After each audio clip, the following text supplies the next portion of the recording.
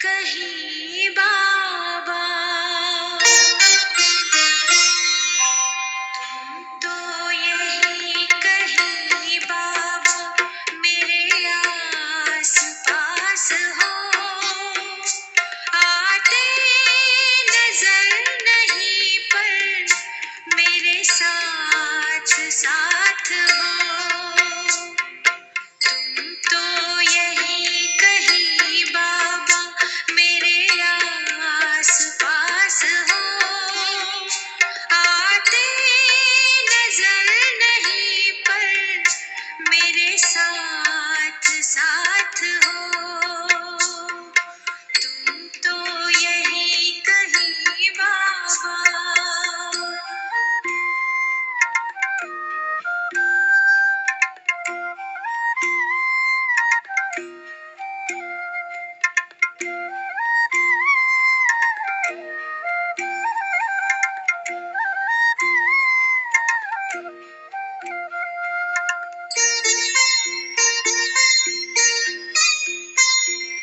बहते पवन के झोंके एहसास ये दिलाए, संग संग हो हमारे महसूस ये कराए, महसूस ये कराए। मधुबन में बाबा आज भी करते निवास हो, आते नजर नहीं पर मेरे साथ साथ हो। तुम तो यही कहीं बाबा। ओम शांति। आज 29 जनवरी के साकार बाबा के महावाक्य सुनेंगे। मीठे बच्चे, जैसे बाप तुम्हारा श्रृंगार करते हैं ऐसे तुम्हें भी दूसरों का करना है। सारा दिन सर्विस करो, जो आए उसे समझाओ, फिक्रात की कोई बात नहीं। प्रश्न: यह नॉलेज कोटों में कोई ही समझते व धारण करते हैं, ऐसा क्यों? उत्तर: क्योंकि तुम सब नई बातें सुनाते हो। तुम कहते हो परम आत्मा बिंदी मिसल है, तो सुनकर ही मूंझ जाते हैं। शास्त्रों में तो यह सब बातें सुनी ही नहीं है। इतना समय जो भक्ति की है वह खींचती है, इसलिए जल्दी समझते नहीं। कोई कोई फिर ऐसे परवाने भी निकलते हैं जो कहते हैं बाबा हम तो विश्व का मालिक जरूर बनेंगे, हमें ऐसा बाबा मिला, हम छोड़ कैसे सकते। सब कुछ न्योछावर करने की उछल आ जाती है। गीत: दूर देश के रहने वाले आया देश पराए। ओम शांति। मीठे मीठे रूहानी बच्चे अच्छी तरह से जानते हैं कि हम मुसाफिर हैं। यह हमारा देश नहीं है, यह बेहद का नाटक बहुत बड़ा मांडवा है। यह हमारा देश नहीं है, ये स्थूल वतन ये हमारा देश नहीं है, हम अभी पराये देश में। हमारा स्वदेश, हमारा देश है परम धाम ब्रह्म महतत्व, मूल वतन। यह हमारा देश नहीं है, यह बेहद का नाटक बहुत बड़ा मांडवा है। कितनी बड़ी बड़ी बत्तियां हैं, सूर्य चंद्रमा तारे ये सब बत्तियां हैं। यह सदैव जलती रहती हैं। आत्मा जानती है हम सब एक्टर्स हैं और नंबरवार अपने पार्ट अनुसार पूरे टाइम पर आते हैं यहाँ पार्ट बजाने। पार्ट बजाने मतलब भूमिका अदा करने, एक्ट करने। पहले पहले तुम वापस घर जाकर फिर यहाँ आते हो। वापस घर जाकर मतलब अभी विनाश होगा, विनाश के बाद मूल वतन जहाँ से आए थे वहीं वापस जाएंगे। मूल वतन मतलब मुक्ति धाम, और मुक्ति धाम से फिर वापस जीवन मुक्ति मतलब सतयुग में इसी भारत वर्ष में आएंगे। यह अच्छी तरह से समझने और धारण करने की बात है। नाटक के एक्टर होते हैं, अगर एक दो के ऑक्यूपेशन को न जाने तो उनको क्या कहेंगे। ड्रामा के आदि मध्य अंत को जानने से तुम यह बनते हो। तो यह पढ़ाई सबसे न्यारी हुई। बाप बीज रूप है, नॉलेज फुल है। जैसे वह कॉमन बीज और झाड़ होते हैं, उनको जानते होना। पहले पहले छोटे छोटे पत्ते निकलते हैं, फिर बड़े होते होते झाड़ कितना वृद्धि को पाता है, कितना समय लगता है। तुम्हारी बुद्धि में यह ज्ञान है, तुम्हारी बुद्धि में यह ज्ञान है। बाप तो एक ही बार आते हैं। मीठे मीठे बच्चे, यह अनादि अविनाशी ड्रामा है। बाप है स्वर्ग का रचयिता, हेवनली गॉड फादर। हेवन स्थापन करने बाप को आना पड़ता है। गायन भी है दूर देश का रहने वाला, आया देश पराए। यह रावण राज्य पराया है, रावण राज्य में राम को आना है। तुम्हारी बुद्धि में ही ज्ञान है, तो बाप समझाते हैं आत्माओं को कि तुम सब मुसाफिर हो, इकट्ठे तो पार्ट बजाने नहीं आएंगे। तुमको मालूम है सबसे पहले होते हैं देवताएं, उस समय और कोई नहीं थे, बहुत थोड़े होते हैं, फिर वृद्धि को पाते हैं। तुम आत्माएं शरीर छोड़ सब वहां आती हो, तुम आत्माएं शरीर छोड़ सब वहां आती हो, यह बाप ने ही बुद्धि दी है। तुम आत्माओं को अब नॉलेज मिली है। हम बीज और झाड़ के आदि मध्य अंत को जानते हैं। बीज ऊपर है, नीचे सारा झाड़ फैला हुआ है। अभी झाड़ पूरा ही जड़ जड़ीभूत है। तुम बच्चे इस झाड़ के आदि मध्य अंत को जान गए हो। आगे ऋषि मुनियों से पूछते थे कि रचता और रचना के आदि मध्य अंत को जानते हो, तो नेति नेति कह देते थे। जबकि वह भी नहीं जानते तो परंपरा से कैसे हो सकता। यह सब बातें अच्छी तरह से धारण करनी है, भूलना नहीं है। पढ़ाई तो पढ़नी है, पढ़ाई और योग बल से ही तुम पद पाते हो। पवित्र भी जरूर बनना है, सिवाय बाप के और कोई पवित्र बना न सके। विनाशी धन दान करते तो राजाई कुल में अथवा अच्छे कुल में जन्म लेते हैं। तुम बच्चों को बहुत बड़े घर में जन्म मिलता है, नई दुनिया तो बहुत छोटी होती है। सतयुग में देवताओं का जैसे एक गांव है। शुरू में बॉम्बे कितनी छोटी थी, अब देखो कितनी वृद्धि को पाया है। आत्माएं सब अपना पार्ट बजाती हैं, सब मुसाफिर हैं। बाप एक ही बार का मुसाफिर है। हो तुम भी एक ही बार के मुसाफिर, तुम भी एक ही बार आते हो, फिर पुनर्जन्म लेते पार्ट बजाते ही रहते हो। अभी तुम अमर लोक मतलब सतयुग में जाने के लिए अमर कथा सुनते हो। अमर कथा मतलब सच्ची सच्ची गीता, जिससे 21 जन्म ऊंच पद पाते हो। 21 पीढ़ी कहते हैं ना, पीढ़ी अर्थात बुढ़ापे तक। फिर दूसरा शरीर आपे ही लेंगे, अकाली मृत्यु नहीं होगा। वह है ही अमर लोक, काल का नाम नहीं। अचानक मृत्यु होती नहीं, तुम एक शरीर छोड़ दूसरा लेते हो। दुख की कोई बात नहीं, सर्प को दुख होता होगा क्या, और ही खुशी होती होगी। अभी तुमको आत्मा का ज्ञान मिलता है, आत्मा ही सब कुछ करती है, आत्मा में ही बुद्धि है, शरीर तो बिल्कुल अलग है। उनमें आत्मा न होती तो शरीर चल न सके। कैसे शरीर बनता है, आत्मा कैसे प्रवेश करती है, हर चीज वंडरफुल है। बाप कहते हैं मीठे मीठे बच्चे, तुम्हारा स्वर्ग है वंडरफुल वंडरफुल वर्ल्ड। रावण राज्य में 7 वंडर्स दिखाते हैं, राम राज्य में बाप का एक ही वंडर है स्वर्ग। राम राज्य में बाप का एक ही वंडर है स्वर्ग, जो आधा कल्प कायम रहता है। मनुष्यों ने देखा भी नहीं है, तो भी सबके मुख से स्वर्ग नाम जरूर निकलता है। अभी तुम बुद्धि से जानते हो, कोई कोई ने साक्षात्कार भी किया है। बाबा ने भी विनाश और अपनी राजधानी देखी, अर्जुन को भी साक्षात्कार में दिखाया है। अब बरोबर यह है गीता एपिसोड।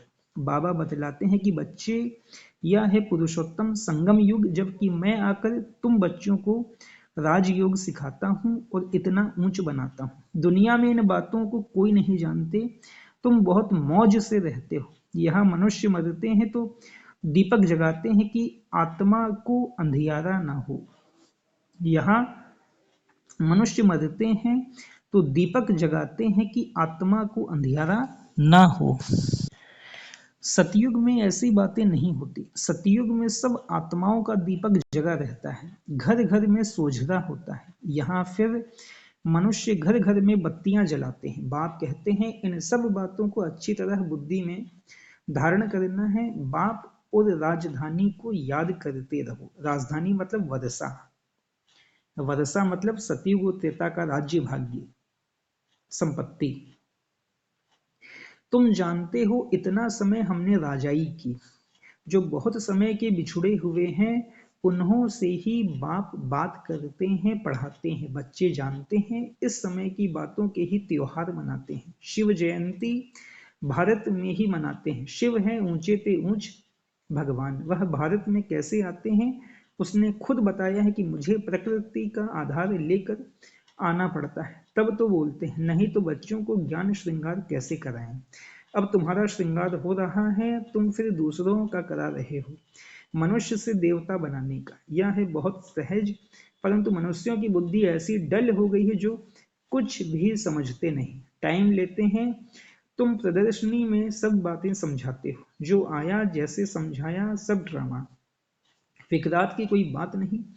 बच्चे कहते हैं बाबा माथा बहुत मारते हैं, निकलता कोटों में कोई है, सो तो होगा। तुम कहते हो परमात्मा बिंदी है, शास्त्रों में ऐसी बात है नहीं, इसलिए मूंझ पड़ते हैं। तुम भी पहले नहीं मानते थे, कोई कोई को 2 वर्ष भी समझने में लगे, चले जाते हैं फिर आते हैं। इतना सहज भक्ति छूटती नहीं है, वह अपनी ओर खींचती है। यह भी ड्रामा में पार्ट है। सिवाय तुम ब्राह्मणों के और कोई नहीं जानते, सिवाय तुम ब्राह्मणों के और कोई नहीं जानते, विराट रूप का भी अर्थ समझा है।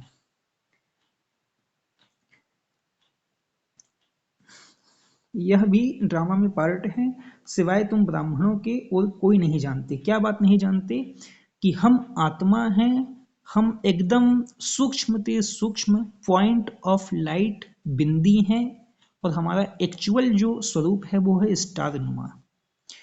लेकिन इतना छोटा स्टार है कि दूर से देखने में वो बिंदी दिखती है, पॉइंट दिखती है। तो पास में आके देखते हैं तो वो एक्चुअल में स्टार मिसल है।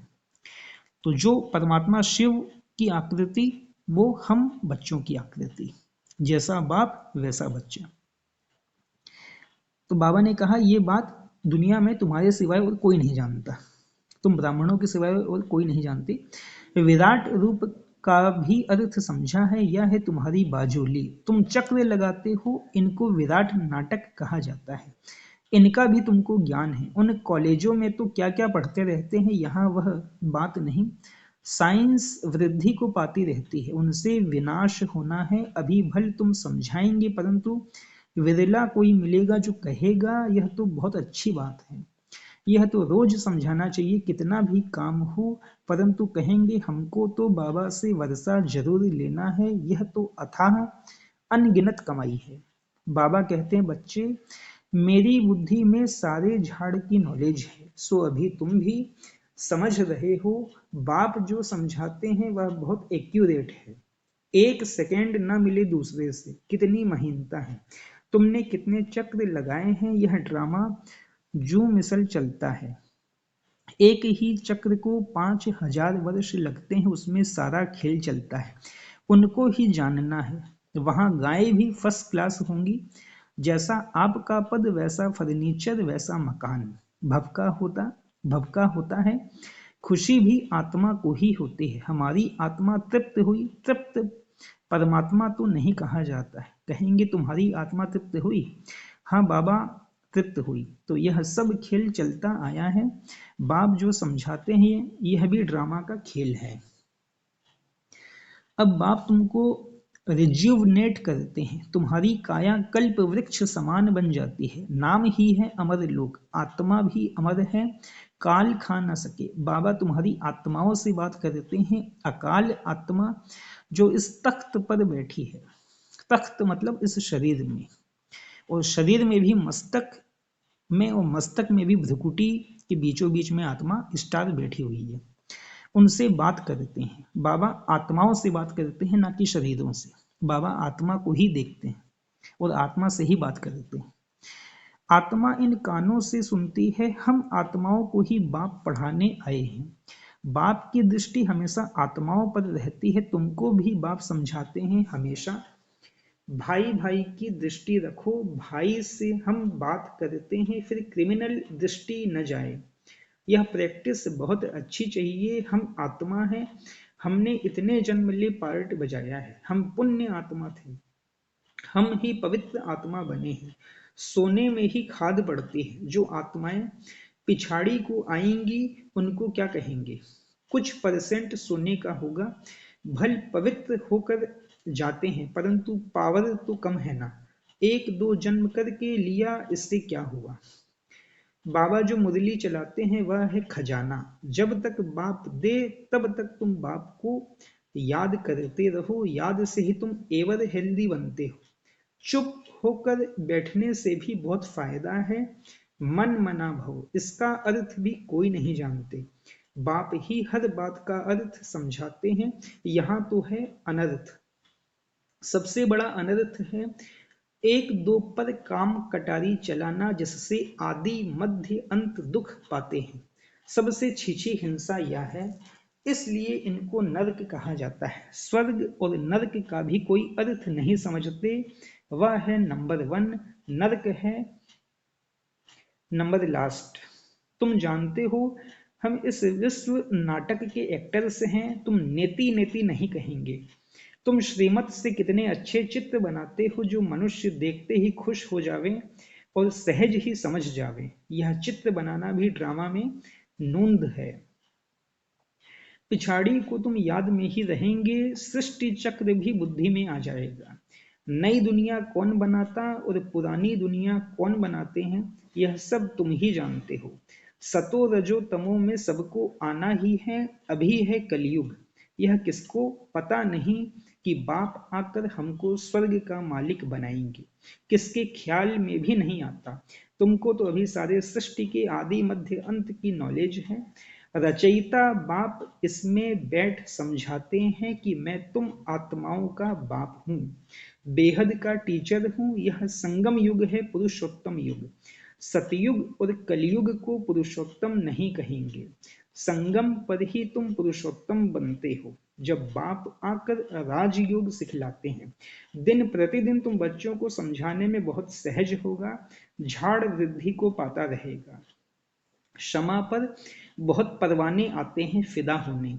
ऐसे बाप को कौन छोड़ेगा? कहेगा बाबा बस हम तो आपके पास ही बैठे रहें, यह सब कुछ आपका है। ऐसे ऊंच बाप को हम छोड़ें क्यों?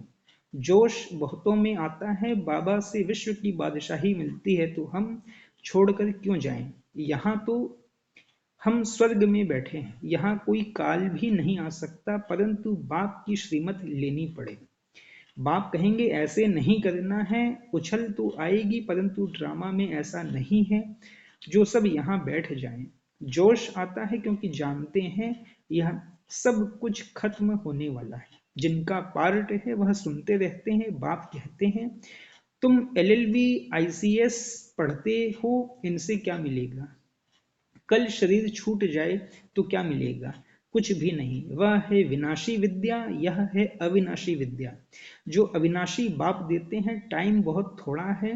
तमो प्रधान से सतो प्रधान इस जन्म में ही बनना है। वह तो याद से ही बनेंगे। और सब देह के धर्म छोड़ मामेकम याद करो। शरीर पर भरोसा नहीं है। पढ़ते पढ़ते मर जाते हैं तो बाप का काम है समझाना। उस पढ़ाई में क्या कमाई है और इस पढ़ाई में क्या कमाई है, यह तो तुम जानते हो। शिव बाबा का भंडारा सदैव भरपूर है। इतने सब बच्चे पलते रहते हैं, फिक्र की कोई बात नहीं। भूख मर नहीं सकते, लौकिक बाप भी देखते हैं। बच्चों को खाना नहीं मिलता है तो खुद भी नहीं खाते। बच्चों का दुख बाप सहन नहीं कर सकते। पहले बच्चे पीछे बाप। माँ सबसे पीछे खाती है, रूखा सूखा बचता है वह खा लेती है। हमारी भंडारी भी ऐसी है। अच्छा, मीठे मीठे सिकिलधे बच्चों प्रति माता पिता बाप दादा का याद प्यार और गुड मॉर्निंग। रूहानी बाप की रूहानी बच्चों को नमस्ते। रूहानी हम बच्चों की रूहानी माता पिता बाबा को भी पदम गुणा पदम की भी पदम गुणा याद प्यार गुड मॉर्निंग और नमस्ते नमस्ते नमस्ते। धारणा के लिए मुख्य साथ पहली पॉइंट है, भाई भाई की दृष्टि पक्की करनी है। हम आत्मा आत्मा भाई से बात करते हैं। यह अभ्यास कर क्रिमिनल दृष्टि को परिवर्तन करना है। भाई भाई की दृष्टि पक्की करनी है। हम आत्मा आत्मा भाई से बात करते हैं। यह अभ्यास कर क्रिमिनल दृष्टि को परिवर्तन करना है। दूसरा, बाप जब ज्ञान खजाना देते हैं तो याद में बैठ बुद्धि रूपी झोली से खजाना भरना है। बाप जब ज्ञान खजाना देते हैं तो याद में बैठ बुद्धि रूपी झोली से खजाना भरना है। चुप बैठकर अविनाशी कमाई जमा करनी है। वरदान, आत्मिक मुस्कुराहट द्वारा चेहरे से प्रसन्नता की झलक दिखाने वाले विशेष आत्मा भव। आत्मिक मुस्कुराहट द्वारा चेहरे से प्रसन्नता की झलक दिखाने वाले विशेष आत्मा भव। ब्राह्मण जीवन की विशेषता है प्रसन्नता।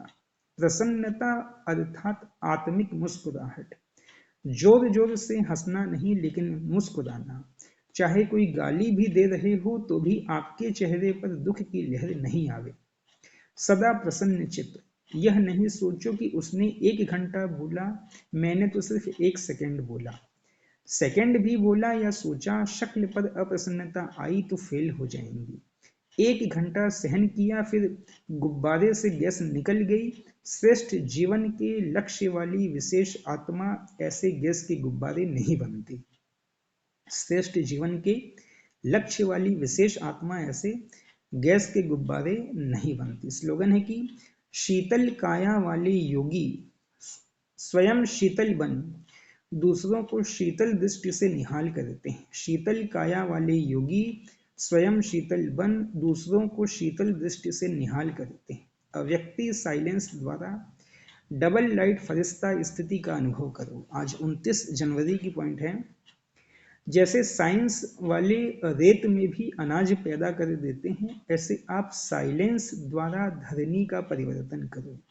इसके लिए शुभ भावना संपन्न बनो, ब्रह्मा बाप को फॉलो करो। साइलेंस की शक्ति से किसी भी आत्मा की वृत्ति दृष्टि का परिवर्तन कर दो।